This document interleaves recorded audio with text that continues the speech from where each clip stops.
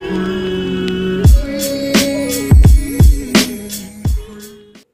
Dear students, as you know we are doing chapter 5 India's foreign trade. Previous video में हमने discuss किया meaning of international trade and India international trade at the time of independence. It means independence के time पे India का जो foreign trade था उसकी क्या पोजीशन थी। Today we are going to start the next topic, that is India foreign trade after independence. It means independence के बाद इंडिया का जो फॉरेन ट्रेड था, इंपोर्ट एक्सपोर्ट था, उसमें क्या क्या चेंजेस आए। फॉरेन जो ट्रेड है उसको 3 पार्ट्स में डिवाइड किया गया। It means that is volume of trade, composition of trade and direction of trade. It means trade में क्या क्या चेंजेस आए उसको हम 3 पार्ट्स में स्टडी करेंगे। So let's start with first one, that is volume of trade. Volume का मतलब होता है क्वांटिटी, मात्रा। इट मींस अगर हम कंपेयर करें बिफोर इंडिपेंडेंस और इंडिपेंडेंस के बाद, जो इंपोर्ट एंड एक्सपोर्ट है उसकी जो क्वांटिटी है, उसका जो वॉल्यूम है, उसकी जो मात्रा है, उसमें क्या क्या चेंजेस आए। तो सबसे पहले बात करेंगे डेफिनेशन की। Volume of trade it refers to the quantum और value of export and import of a country. It means किसी भी कंट्री का एक्सपोर्ट या इंपोर्ट, उसकी जो क्वांटिटी होती है, उसका जो वैल्यू होती है, उसको हम क्या बोलते हैं, वॉल्यूम ऑफ ट्रेड। तो आफ्टर इंडिपेंडेंस वॉल्यूम में काफी चेंजेस आए। अंडर 5-year प्लान इंडिया के जो foreign trade has increase considerably. Considerably का मतलब होता है एक सफिशिएंट क्वांटिटी में। इट मींस अगर हम 5 year प्लान की बात करें, फर्स्ट 5 year प्लान जो कि 1951 में स्टार्ट हुआ, उसके बाद अभी तक जितने भी 5 year प्लान बन चुकी हैं उसमें इंडिया का जो फॉरेन ट्रेड है उसमें कंटिन्यू जंप आया। इट मींस इंडिया का जो फॉरेन ट्रेड है, इंपोर्ट एक्सपोर्ट, वो कंटिन्यू इंक्रीज होते चले गए। And in first plan it means in 1951 rupees 6,760 crore to 2,21,91,132 crore in 12th plan।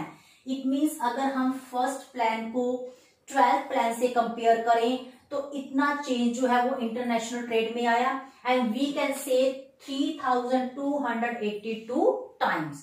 It means India का जो फॉरेन ट्रेड था, इंपोर्ट एक्सपोर्ट था, वो फर्स्ट प्लान के कंपैरिजन में 12 प्लान तक आते आते कितने गुना इंक्रीज हो गया, 3,282 टाइम्स। और अगर हम बात करें इंपोर्ट और एक्सपोर्ट की, during this period import increase by 3,612 times. It means import जो है वो 3,612 टाइम्स इंक्रीज हो गए और एक्सपोर्ट इंक्रीज हुए 2,895 times। So these are some observation। it means India का जो वॉल्यूम ऑफ ट्रेड था, जो क्वांटिटी ऑफ ट्रेड है, उसमें क्या क्या चेंजेस आए। बट इन डाटा के बेस पे कुछ ऑब्जर्वेशन सामने आई, और जो ऑब्जर्वेशन थी वो क्या थी, percentage rise in import and export due to the base effect. देखिए हमने कहा जो एक्सपोर्ट है वो कितने इंक्रीज हो गए, 2,895 टाइम्स, और जो इंपोर्ट है वो कितने इंक्रीज हुए, 3,612 टाइम्स। लेकिन ये आपने कितने गुना इंक्रीज हुआ, ये आपने कैसे कैलकुलेट किया। We are taking a year as a base year. It means हम 1950 को बेस ईयर लेके चल रहे हैं, उसको हम 2010-12 से कंपेयर कर रहे हैं। इट मींस बेस इफेक्ट का मतलब होता है वो इफेक्ट जिसमें आप किसी भी ईयर को एज अ बेस ईयर लेके चलते हो और फिर अदर जो भी ईयर्स है उसको कंपेयर करते हो उसके साथ।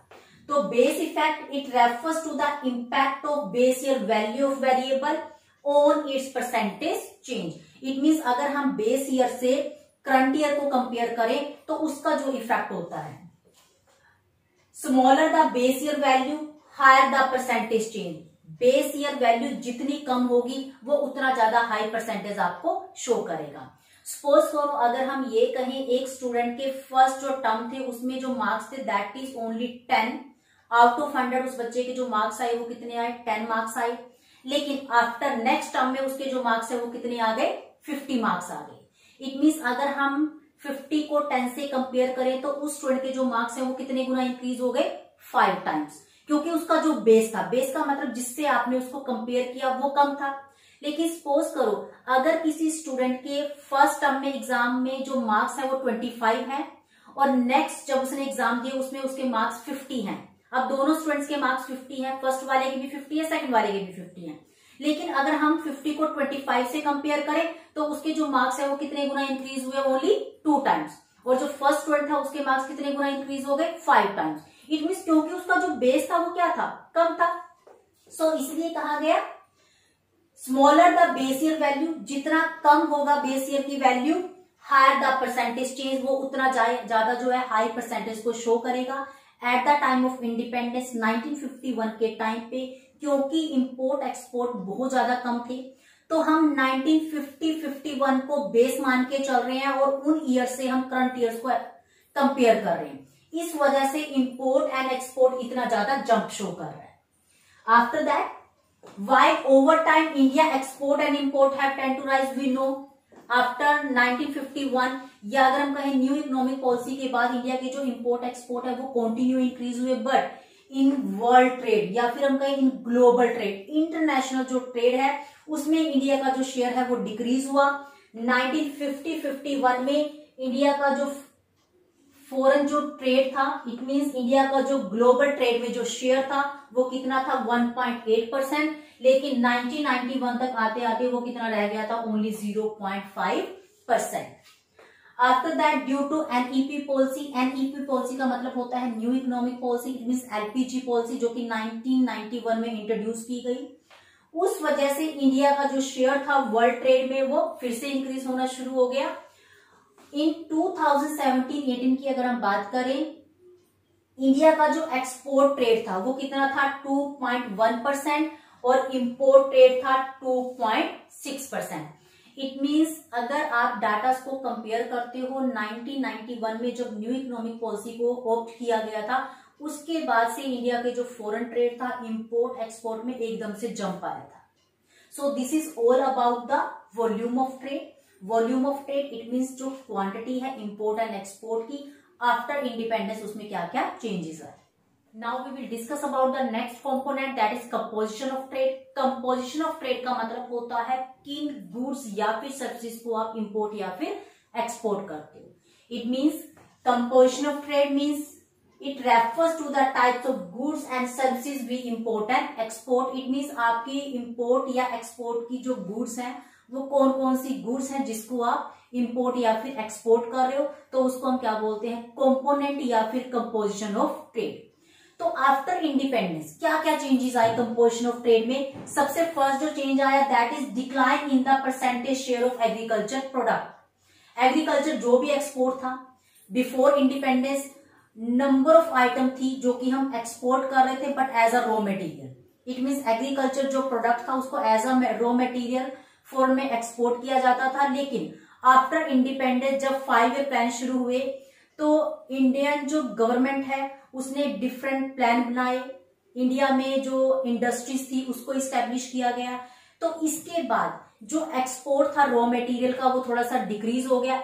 इसके पीछे जो रीजन था, first India started using its farm product. Farm product का मतलब होता है एग्रीकल्चर जो प्रोडक्ट है एज अ रॉ मटेरियल, क्योंकि इंडिया में नंबर ऑफ इंडस्ट्रीज को इस्टेब्लिश किया गया तो उसके लिए हमें जो रॉ मटेरियल चाहिए था वो क्या था, फार्म प्रोडक्ट। तो इस वजह से उसका जो एक्सपोर्ट है वो डिक्रीज हो गया। सेकंड जो इसके पीछे रीजन था, domestic consumption of farm product increase due to rising population. After independence India में जो पॉपुलेशन है वो कंटिन्यू इंक्रीज होती चली गई, तो अपनी जो पॉपुलेशन है इंडिया की जो पर्सन्स हैं उसकी डिमांड को पूरा करने के लिए जो फार्म प्रोडक्ट है उसको यूज किया जाने लगा और इस वजह से उसका जो एक्सपोर्ट है वो डिक्रीज हो गया। सेकंड इसमें जो चेंज आया that is decline in percentage share of conventional item. Convention का मतलब होता है वो आइटम जो पुराने टाइम से, एक लंबे टाइम से जिन गुड्स को हम एक्सपोर्ट कर रहे थे, या ट्रेडिशनल आइटम इसके लिए वर्ड हम यूज कर सकते हैं। तो कन्वेंशनल आइटम में क्या क्या आता था, जूट, टी, फूड ग्रेन या फिर minerals. It means in goods का जो एक्सपोर्ट था वो डिक्रीज हो गया आफ्टर इंडिपेंडेंस, और उसके पीछे जो रीजन था after plan program. Plan program का मतलब जो 5 इयर्स प्लान बने, domestic demand for the conventional item has increase. इन गुड्स की जो डिमांड है हमारी इकोनॉमी में इंक्रीज हो गई, क्योंकि इसकी हेल्प से हम फाइनल गुड्स बनानी हमने शुरू कर दी। नेक्स्ट जो इसमें चेंज आया, increase in the percentage share of manufacture good. It mean जो एग्रीकल्चर जो एक्सपोर्ट था वो डिक्लाइन हुआ, और मैन्युफैक्चर का मतलब होता है जो फाइनल गुड्स है उसका जो शेयर है वो इंक्रीज हुआ। अगर आज की हम बात करें, प्रेजेंटली अगर हम बात करें, we are exporting gems mean jewellery, precious जो मेटल्स हैं, machinery and vehicles. It means हम फाइनल गुड्स को एक्सपोर्ट कर रहे हैं। So now India is no longer a static and backward economy. Static का मतलब होता है ठहरी हुई, ठीक है। इंडिया जो है अब एक स्टैटिक इकोनॉमी नहीं है, एक डायनेमिक इकोनॉमी है। डायनेमिक का मतलब होता है जिसमें टाइम टू टाइम चेंजेस आ रहे हैं। साथ ही साथ बैकवर्ड इकोनॉमी भी अब इंडिया को हम नहीं कह सकते। बैकवर्ड का मतलब होता है वो इकोनॉमी जो रॉ मटेरियल एक्सपोर्ट करती हो और फिनिश गुड्स को इंपोर्ट करती हो। बट आफ्टर इंडिपेंडेंस उस ट्रेडिशन में, उस ट्रेंड में भी चेंज आया। अब हमने फाइनल गुड्स को एक्सपोर्ट करना शुरू कर दिया और जो रॉ मटेरियल था, जो एग्रीकल्चर जो एक्सपोर्ट था, उसकी जो रेशो थी या उसका जो परसेंटेज था वो डिक्रीज हो गया। सो आफ्टर इंडिपेंडेंस एक स्ट्रक्चर जो ट्रांसफॉर्मेशन आया। स्ट्रक्चर ट्रांसफॉर्मेशन का मतलब होता है वो पर्सन, इट मींस इंडिया की जो मैक्सिमम वर्कफोर्स थी, जो पहले प्राइमरी सेक्टर में एंगेज थी, अब उसने प्राइमरी सेक्टर से कहां पे शिफ्ट होना शुरू कर दिया, सेकेंडरी या फिर टर्शरी सेक्टर की तरफ। इट मींस आफ्टर इंडिपेंडेंस बहुत से चेंजेस आए कंपोजिशन ऑफ ट्रेड में। So now we will discuss about the next component of international trade, that is direction of trade. देखिए, डायरेक्शन का मतलब होता है किन कंट्रीज के साथ आप गुड्स को इंपोर्ट या फिर एक्सपोर्ट करते हो। इट मींस किन कंट्रीज के साथ हमारी डीलिंग है, उसको हम बोलते हैं direction of trade. First of all इसकी डेफिनेशन देखिए, it refers to the country to which a country export it goods and services. It means वो कंट्री जिन कंट्रीज को हम अपनी गुड्स या फिर सर्विसेज एक्सपोर्ट करते हैं, and from which it import, और वो कंट्री जिनसे हम गुड्स को इंपोर्ट करते हैं, that is known as direction of trade. After independence direction of trade जो है उसमें बहुत से चेंजेस हुए। अगर हम बात करें बिफोर इंडिपेंडेंस, तो बिफोर इंडिपेंडेंस इंडिया का जो ट्रेड था मैक्सिमम किसके साथ था, ब्रिटेन के साथ। लेकिन प्रेजेंटली अगर हम बात करें एट प्रेजेंट, उसमें बहुत से चेंजेस आ गए हैं। So we can say presently our major trading partner का मतलब होता है जिन कंट्रीज के साथ हम डील कर रहे हैं, are UAE, China, USA, Switzerland, Iran, Australia, UK and Japan, और कुछ अदर कंट्रीज भी हैं जिसके साथ हम डील कर रहे हैं। अगर हम बात करें 1951 की, तो इंडिया का जो इंटरनेशनल ट्रेड था वो रिस्ट्रिक्टेड था किसके साथ, यूके या फिर यूएसए के साथ। ब्रिटेन के साथ हमारा मैक्सिमम ट्रेड होता था। But presently number of countries हैं जिसके साथ हम डील कर रहे हैं। और अगर हम बात करें डिफरेंट कंट्रीज के शेयर की in India export, it means India जो एक्सपोर्ट करता है डिफरेंट कंट्रीज को, उसमें क्या शेयर है अदर कंट्रीज का, यूएसए का 15.9%, UAE 9.1%, China 5.1% and other countries की अगर हम बात करें तो 69.9%। सेम वैसे ही share of different countries in India import में जो शेयर है अदर कंट्रीज का, China 13.7%, USA 6.9%, Saudi Arabia that is 5.6%, Switzerland 3.5% और अदर जो कंट्रीज है दैट इज 70.3%। इट मींस अब हमने डिफरेंट कंट्रीज के साथ डीलिंग करनी शुरू कर दी है। नंबर ऑफ कंट्रीज हैं जिसके साथ हम इंपोर्ट और एक्सपोर्ट करते हैं, और जो कि कन्फाइंड था, जो कि रिस्ट्रिक्टेड था पहले ब्रिटेन के साथ। मैक्सिमम हमारा जो ट्रेड था वो किसके साथ होता था, ब्रिटेन के साथ होता था। एंड सऊदी अरेबिया का जो शेयर है इंडिया फॉरेन ट्रेड में, that was recording about 4% between 2010-11 से 2018-19 के बीच में। इट मींस अगर हम इस ड्यूरेशन की बात करें तो सऊदी अरेबिया का जो शेयर था इंडियन फॉरेन ट्रेड में वो कितना था, near about 4%।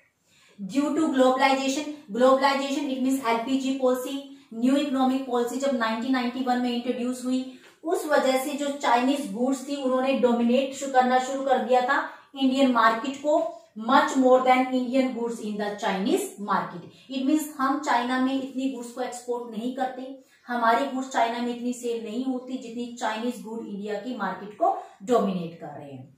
So after independence बहुत से चेंजेस हुए डायरेक्शन ऑफ ट्रेड में, कंपोजिशन ऑफ ट्रेड में एंड वॉल्यूम ऑफ ट्रेड में। सो this is all about India foreign trade after independence. In the next video, we will discuss the next topic, that is inward looking trade strategy. उसकी merit, demerit and features. Till then, revise this concept, even learn this concept. Thank you dear student. Thank you so much.